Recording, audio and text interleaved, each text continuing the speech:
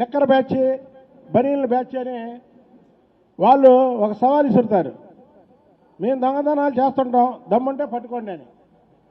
ఇవాళ ఫైళ్ళు తగలబెడుతూ దమ్ముంటే పట్టుకోండి అని ఛాలెంజ్కి వచ్చే పరిస్థితి వైసీపీ నాయకులు వచ్చారు. నిన్న అంటాడు కోడిగుడ్లకి ఈకలు లెక్కబెట్టే మంత్రి, మా హయాంలోనే మేము పెట్టుబడులు తీసుకొచ్చాం, ఇప్పుడు ఈ ఓపెనింగ్ జరుగుతున్నాయి అంటాడు. ఒకవేళ అదే నిజమైతే మీ హయాంలో పరిశ్రమలు పెట్టడానికి జగన్మోహన్ రెడ్డిని చూసి భయపడ్డారు కాబట్టి ప్రతి ఒక్కరు ఇవాళ చంద్రబాబు నాయుడు గారి హయాంలో పెట్టుబడులు పెట్టడానికి వస్తున్నారు. మీ హయాంలో ఒక్క పరిశ్రమ అన్నా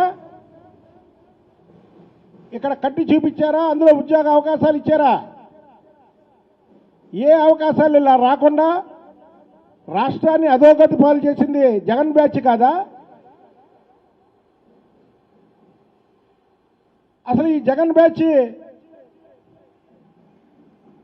గురించి చెప్పాలంటే మనం మొన్నే చూసాం. జోగి రమేష్ కొడుకు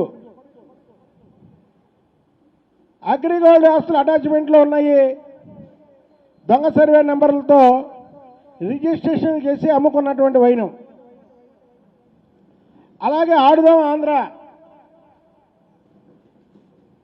రోజు నీతులు చెప్పే రోజా, ఆడుదాం ఆంధ్రాలో 100 కోట్ల పైగా అవినీతి. ఏంటి, ఏ శాఖలో జరగల చెప్పండి అవినీతి? ఫలానా శాఖలో జరగలేదని చెప్పండి. మనిషికి డబ్బు ఎంత కావాలి? తినడానికి, ఉండడానికి, కొద్దిగా పోనీ లగ్జరీగా బతకడానికి ఏదో కొద్దిగా గొప్ప కావాలి. ఈ భారతదేశంలో పేద కుటుంబాలే ఎక్కువ. అందులో అన్నపూర్ణ లాంటి ఆంధ్రప్రదేశ్లో ఈ జగన్మోహన్ రెడ్డి వచ్చాక అందరూ పేదవారైపోయారు.